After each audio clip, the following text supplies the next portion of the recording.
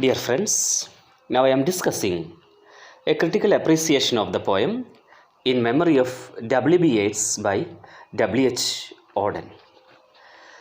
W.H. Auden, Wyston Hugh Auden, was born in 1907 and died in 1973.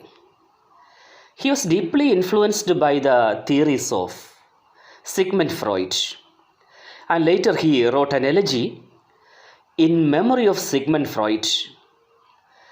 Auden was the first poet to incorporate deliberately and formally the ideas of 20th century psychology in his works. And from 1956 to 1961, W.H. Auden held the Oxford Chair of Poetry, and during that time, he was powerfully influenced by T.S. Eliot, the modern poet. Auden later reaches America, and 2 days after Auden reached America, Yeats died, and Auden wrote this elegy in memory of W.B. Yeats. Full form of W.B. is William Butler. The death of Yeats offers Auden a context to discuss the role of artist, role of art, the relation to the society, and the significance of time. In Memory of W.B. Yeats by W.H. Auden is a modern poem in its imagery, concept, and versification. The poem, as its title indicates, is an elegy written to mourn the death of W.B. Yeats. W.B. Yeats is an Irish poet, but it is different from the conventional elegy. Traditionally, in an elegy, everything in nature is represented as mourning the death, but here, nature is represented as going on its course, indifferent and unaffected. The nature is not at all affected by the laws of the poet.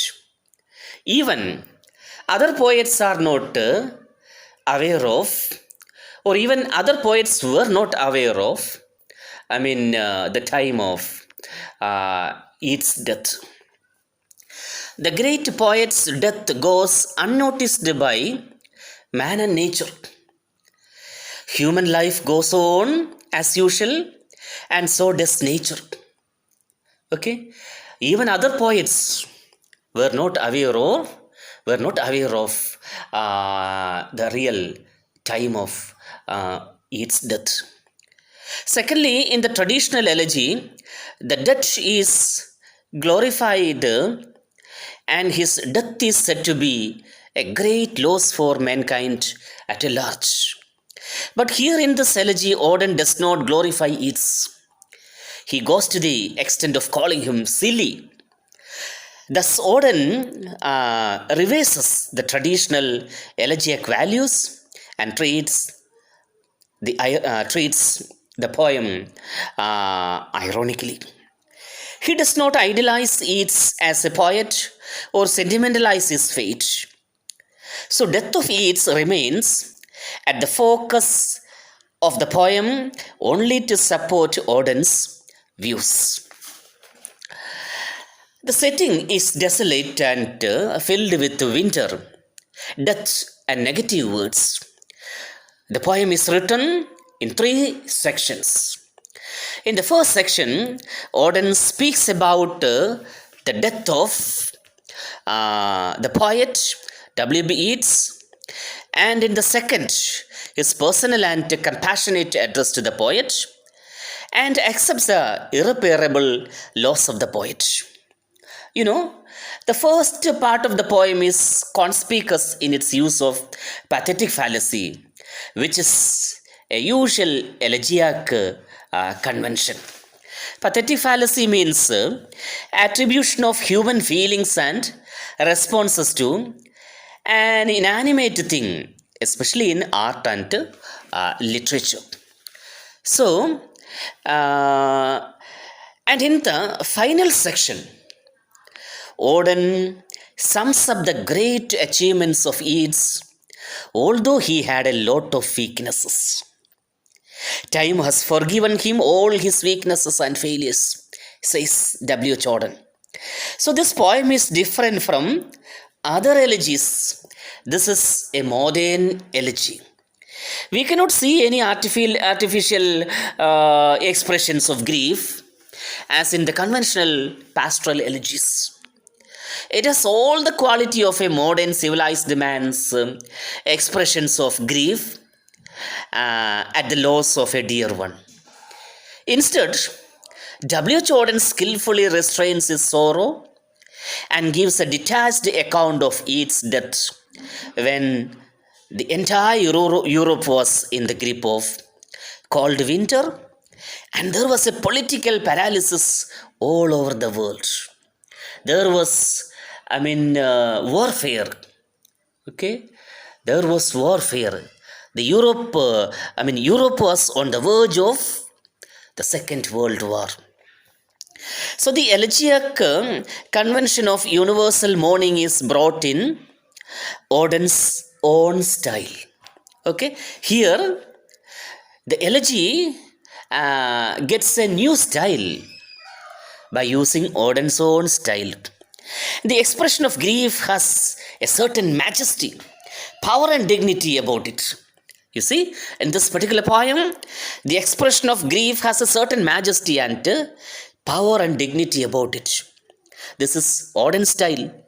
This poem is dignified and powerful tribute to the memory of W.B. Yeats. Actually, the poem opens with a detached account of the circumstances and setting of the poet's death. The frozen state of the physical world in the cold winter and the death cold of the poet's body are set side by side. Many rural and urban images are introduced to show the paralysis of the European politics just before the World War. The mercury sang in the mouth of the dying, and the snow disfigured the public statues. The frozen brooks and the deserted airports suggest that the day of Yeats' death was a dark, cold day for the entire world. Here, the elegiac concept of universal mourning is implied by these powerful images. The poet is dead, but his poetry survives his mortal body and all its limitations, weaknesses, and failures. It is passed on to the future generations after generations, and it will have an independent existence apart from his personal history, dreams, and thoughts. It may even undergo modifications or interpretations by the living, but his poetry will be everlasting. The death of the poet does not affect the day to day life of the world. It goes on with its usual business and pursuits. The poor will continue to suffer and will accept their sufferings without any question. And human liberty will continue to be in danger, and people will continue to speak of liberty, equality, and democracy. But in the midst of all this, a few people will remember the poet and his masterpieces. They also think of the loss due to the death of the poet. The day of his death was indeed a dark, cold day for all sensitive people. Here, the inevitability of death and the continuance of his life is juxtaposed in the true elegiac fashion. In the second section, there is an intensely personal and compassionate address to the dead poet. The man Yeats was silly like all poets and suffered like all sensitive and silly people. But his poetry survived all his weaknesses. Yeats spent a lot of time and energy for Irish nationalism. But Ireland still remains the same. Auden painfully thinks that great poetry cannot correct the course of history. The futility of poetry in the material world is very clearly mentioned here. And poetry belongs to the spiritual world. It has nothing to do with the material world. But great poetry survives and continues to inspire because it comes out of the sufferings of the poet. And when we come to the third section, the poem concludes with an impressive summing up of its achievement. It is a funeral, and the author invokes the earth to receive the body of William Butler Yeats and laments that Ireland is empty of its poetry. Okay, you know, its memory will be installed in the minds of generations of readers in future. It is, a light which shows or which directs the people to the right place. Let his poetry enlarge our sensibility and enable us to live better lives.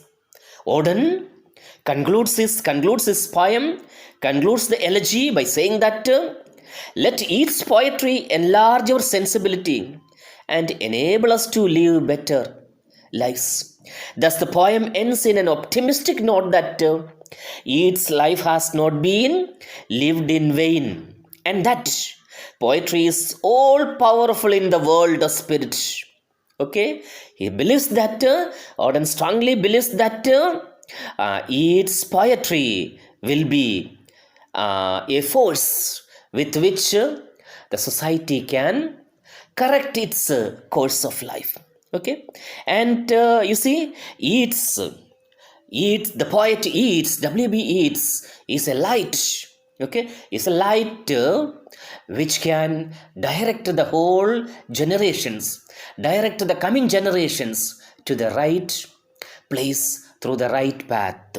Okay, this is all about the poem in memory of W.B. Yeats by W.H. Auden.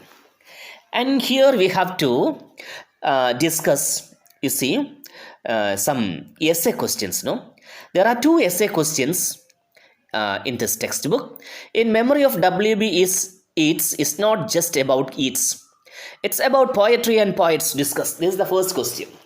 Okay, so the first question is, in memory of W.B. Yeats is not just about Yeats. That means it's not a mere elegy. Okay, it's something else. Okay, and what does W.H. Auden convey through this poem that we have to discuss. Okay, discuss the elegiac elements in memory of W.B. Yeats. Okay, discuss the elegiac elements. Okay, in memory of W.B. Yeats. So in these, for these two questions, essay questions, okay, you can follow this class. Okay, and based on this class, based on my class, you will be able to answer these two essay questions. Okay, thank you, and thank you for watching my video.